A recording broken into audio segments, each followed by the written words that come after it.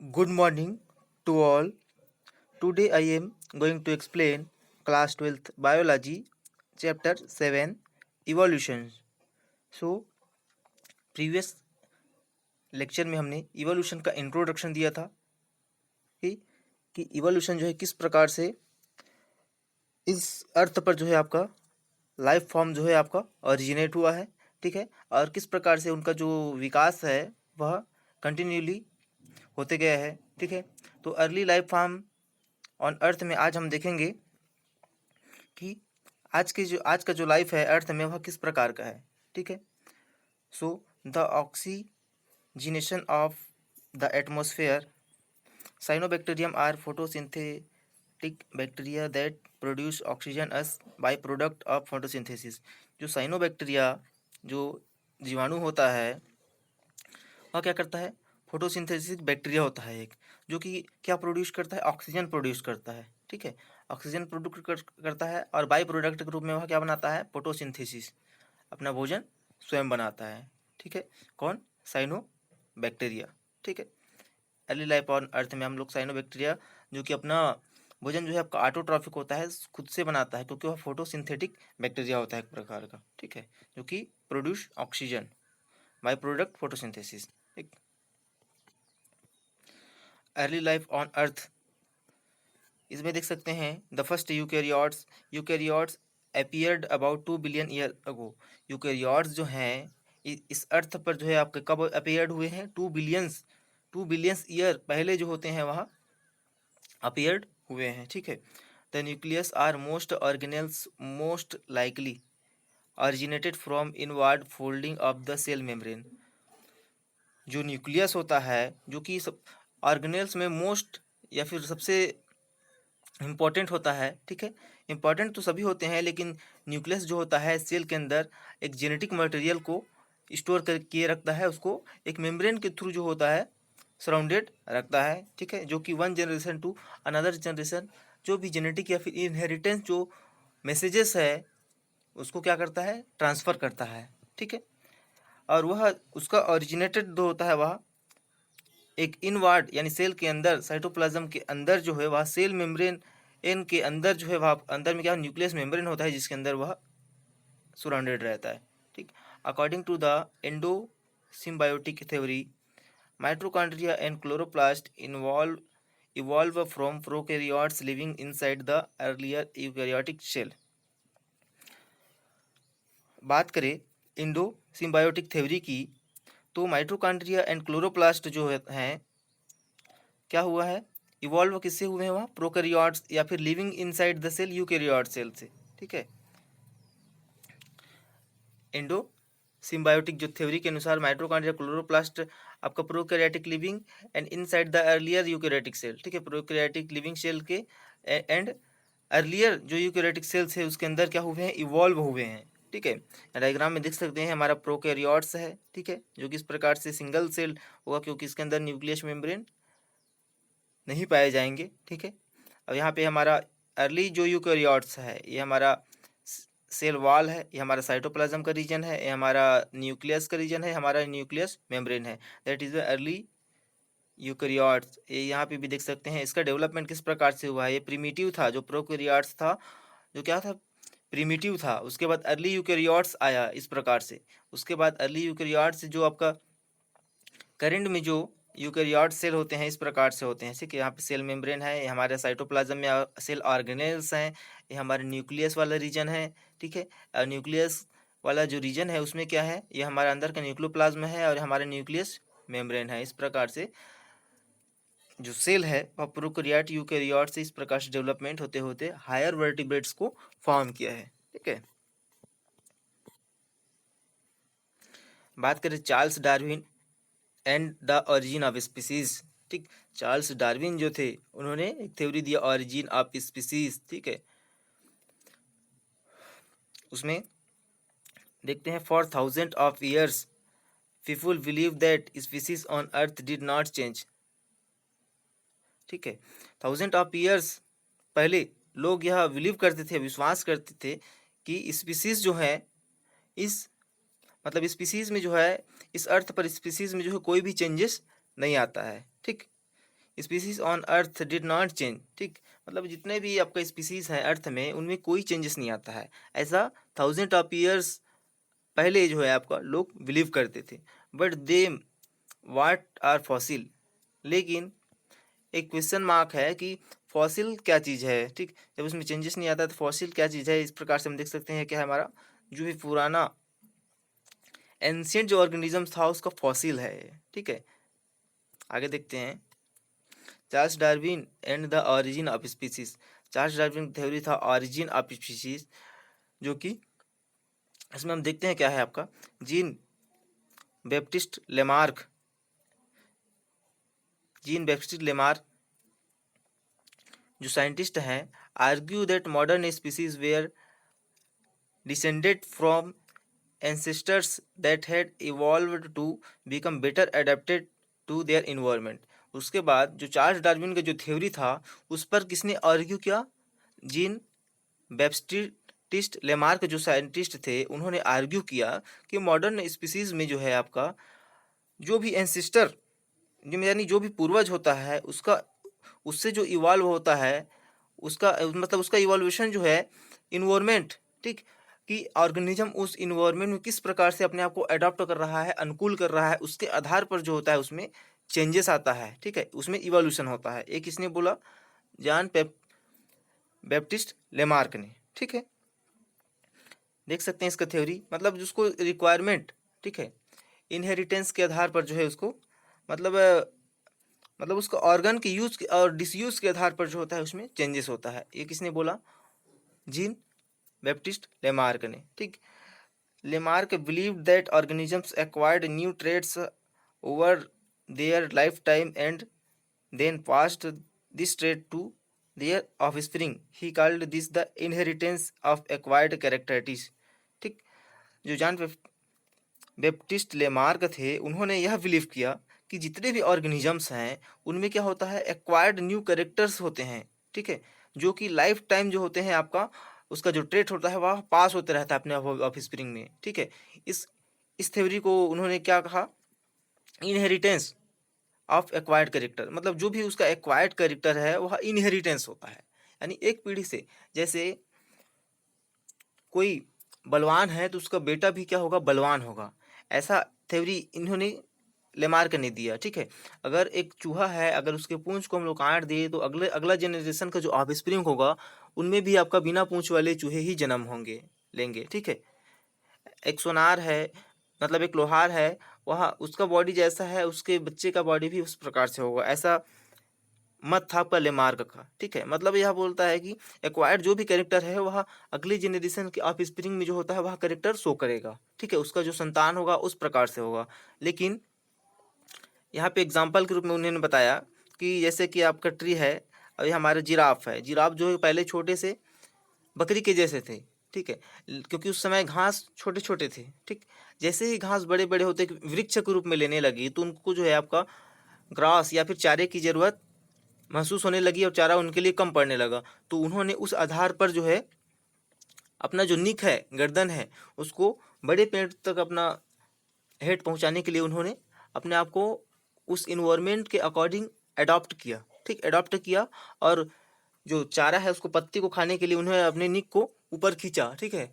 ऊपर खींचते खींचते क्या हुआ, जिराफ का जो निक है वह क्या बहुत ही हाइटेड हो गया उसका बॉडी, ठीक है। देख सकते हैं किस प्रकार से था। तो पहला क्या है, ancestral giraffe stretch the nick, ठीक है, एंसिस्ट्रल जिराफ स्ट्रेच करने लगे बड़े बड़े पेड़ों की पत्तियों को खाने के लिए, ठीक है। उसके बाद their offspring inherited the stretch neck, लेकिन उसके बाद उसका जो ऑफ स्प्रिंग था अगले जनरेशन में उसका निक थोड़ा से बड़ा होता गया, स्ट्रेच होते गया, ठीक है। This happen repeatedly over generation, और उसके ओवर जनरेशन में गए तो देखे कि जो जिराफ का मॉडर्न जनरेशन है वह क्या है, बड़े बड़े निक वाले हैं जो कि बड़े बड़े पेड़ों के पत्तियों को भी खा सकते हैं। तो यह क्या हुआ, एक्वायर्ड, ठीक, उसके क्या हुआ एक्वायर्ड कैरेक्टर है जो कि उसको रिक्वायरमेंट के आधार पर जो है उसके या फिर इन्वायरमेंट के आधार पर जो है उसमें अपने आप में चेंजेस लाया और अपने आप को अर्थ पर जो है आपका अडॉप्ट किया, ठीक। यह था आपका लेमार्क का थ्योरी जो कि चार्ल्स डार्विन ये जो थ्योरी था उसको उसके लिए इन्होंने आर्ग्यू किया, ठीक है, अपना थ्योरी दिया। Charles Darwin and the origin of species. Charles Darwin argue the evolution inherited changes in population of organisms over time had produced all living forms on earth। उसके बाद चार्ल्स डार्विन ने क्या किया, फिर इस पर आर्ग्यू किया, ठीक, इवोल्यूशन में, कि inherited changes in population of organisms over times had produced all living forms on earth।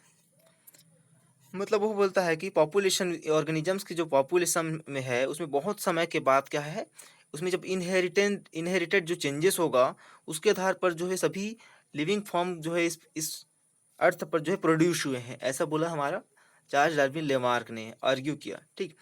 Darwin का थ्योरी था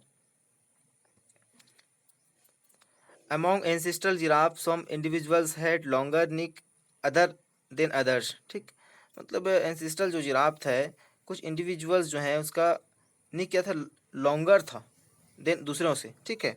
दोस with longer necks left more offspring also with long necks, ठीक। यहाँ पे देख सकते हैं इधर का क्या था, लॉन्ग था, इधर का जैसा था वैसा ही था, ठीक है। यहाँ पे देख सकते हैं this happened repeatedly over generation, ठीक। जैसी जनरेशन आगे बढ़ते गया तो दोनों का निक जो है आपका आपके बड़े बड़े पेड़ों के पत्तियों को खाने के लिए उस आधार पर जो है अनुकूल हो गया, एडॉप्ट हो गया, ठीक। और इन्वायरमेंट में या फिर इस अर्थ पर वो अपने आप को एडॉप्ट कर लिया, ठीक। Charles Darwin and the origin of species. Charles Darwin was inspired by the observation he made as the naturalist aboard the HMS Beagle as it sailed around South America from 1831 to 1836। Darwin ने एक observation किया, ठीक है, किससे inspire होकर, beagle नामक जहाज में क्या किया, एक साइंटिस्ट से आपका इंस्पायर होकर एक ऑब्जर्वेशन किया नेचुरलिस्ट के साथ, ठीक है। कौन थे, HMS बीगल ऐसा सेल्ड अराउंड साउथ अमेरिका, ठीक। For example 13 species of finches on Galapagos island varied in beak size and shape depending on their diet. How had the beaks of the finches come to vary in this way. उसके बाद Charles Darwin जो थे उन्होंने Galapagos नामक Iceland में जाकर, ठीक, 13 जो फिंचेस, ठीक, फिंचेस एक बर्ड्स है, उन पक्षियों के चोंच या फिर उनका जो बीक होता है उनका साइज और शेप को उसके डाइट के आधार पर डिपेंडिंग देखा और उसमें क्या चेंजेस देखे उन्होंने। मतलब जिस प्रकार का उसका फूड हैबिट है उसके आधार पर, जिस प्रकार से उसका हैबिटेट है उसके आधार पर जो है उसकी जो बीक है, चोंच है, उसमें क्या चेंजेस देखा उन्होंने, ठीक है। कितना बहुत सारे आइसलैंड पर जो है उन्होंने अपना ऑब्जर्वेशन किया, घूमा बहुत सारे आइसलैंड में, ठीक है, बीगल नामक जहाज में। तो उन्होंने यह ऑब्जर्व किया कि डिफरेंट डिफरेंट हैबिटेट और डिफरेंट डिफरेंट फूड हैबिट के आधार पर जो है जो फिंचेस बर्ड्स है उसके बीक में जो साइज और शेप में चेंजेस उन्हें दिखाई दिया, ठीक, उसके डाइट के आधार पे। तो उन्होंने उसका ऑब्जर्वेशन किया और यह माना कि अलग अलग हैबिटेट, ठीक, अलग अलग हैबिटेट, फूड हैबिट या फिर इन्वायरमेंट के आधार पर जो है भी उसमें वेराई आते हैं, ठीक है, वेराई आते हैं और उसमें नए नए जो स्पीसीज है उसका ऑरिजिन होता जाता है, ठीक है। एक इसका मत था हमारा चार्ल्स डार्विन का, उन्होंने बहुत सारे बर्ड्स पर जो है इसको स्टडी किया और ऑब्जर्व किया, ठीक। देख सकते हैं Charles Darwin and the origin of species, ठीक। चार्ल्स डार्विन ने Darwin was also inspired by the work of geologist Charles Lyell, who argued that Earth's geologic features were built by gradual process over millennia, ठीक। Darwin जो था वह inspired हुआ एक geologist Charles लिल से, ठीक, और उन्होंने आर्ग्यू किया कि अर्थ में जो है आपका जियोलॉजिक जो फीचर्स हैं उसका निर्माण जो होता है वह ग्रेजुअल प्रोसेस से हुआ है। कैसे हुआ है, ग्रेजुअल मतलब अचानक, ठीक, बहुत मिलियंस के बाद अचानक ग्रेजुअल प्रोसेस से जो जियोलॉजिकल अर्थ का क्या हुआ है, निर्माण हुआ है या फिर बिल्ट हुआ है। The work of economist Thomas Malthus who wrote about famine and the struggle of humans our resources। और उन्होंने एक इकोनॉमिस्ट थे, उनके साथ काम किया, थॉमस माल्थस। ठीक, उन्होंने लिखा कि फेमाइन यानी जो ऑर्गेनिजम्स है उनका स्ट्रगल्स ह्यूमन के साथ रिसोर्सेज के लिए कंटिन्यू बना ही रहेगा। ठीक है, क्योंकि पॉपुलेशन बढ़ रहा है तो उसमें जितने भी आपका रिसोर्सेज है, नेचुरल रिसोर्सेज है, उसके लिए स्ट्रगल्स जो है आपका ह्यूमंस और अदर ऑर्गेनिजम्स में बना ही रहेगा। ठीक है, how natural selection work, natural selection जो है किस प्रकार से वर्क करता है। ठीक, in any population of organisms individuals have many traits that show variations.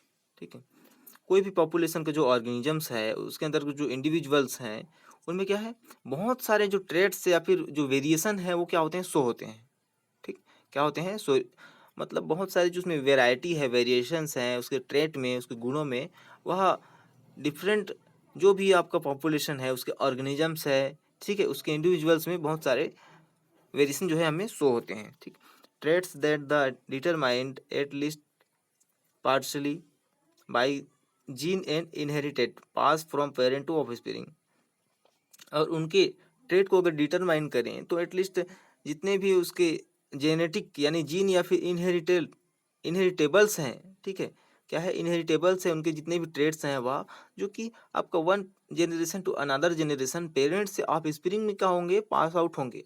ठीक है, organisms that pass variable inheritable trait that are advantages leave more offspring than organisms without the advantages trait, this is natural selection. Organisms जो कि आपका inheritable trait को क्या करता है, जो वेरिएबल इनहेरिटेड ट्रेट है उसको क्या करता है, प्रोसेस करता है। ठीक, और उसका क्या, एडवांटेजियस लीव फ्रॉम ऑफस्प्रिंग, और उसका जो ऑफस्प्रिंग है उसमें उसका कुछ भी आपका एडवांटेजेस क्या होता है, उसका मिलता है उसको। ठीक है, जो भी उसमें वेरिएबल इनहेरिटेबल जो ट्रेट में जो भी चेंजेस आता है, जो कि one generation to other generation changes होता है, तो उसका जो ऑफस्प्रिंग है उसमें एडवांटेज मिलता है उसका। ठीक है, जितने भी ऑर्गेनिजम्स हैं उसको, without the advantage trait this is natural selection. ठीक, और बिना एडवांटेज के जो ट्रेट है, ठीक है,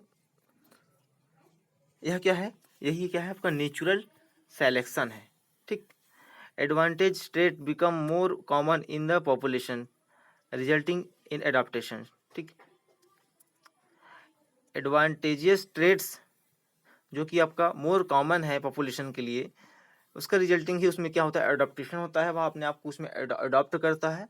और आपका नेचुरल सिलेक्शन जो है आपका, मतलब अपने नेचर का जो सिलेक्शन है उसको जो जीव करेगा उसके आधार पर ही जो है आपका इस अर्थ पर सर्वाइव कर पाएगा। ठीक है, मतलब नेचर का सिलेक्शन, नाम से ही पता चल रहा है, नेचर का सिलेक्शन, नेचुरल सिलेक्शन। ठीक है, अपने आप को उसमें अडॉप्ट कर लेगा जो जीव, वही जो होता है इस अर्थ पर अपने आप को सर्वाइव करेगा, इस अर्थ को अपने अपने जो लाइफ फॉर्म को बनाए रखेगा। ठीक है, बाकी जो सर्वाइव नहीं कर पाएगा नेचुरल नेचर में, वो क्या होगा, डेथ एंड डीके हो जाएगा।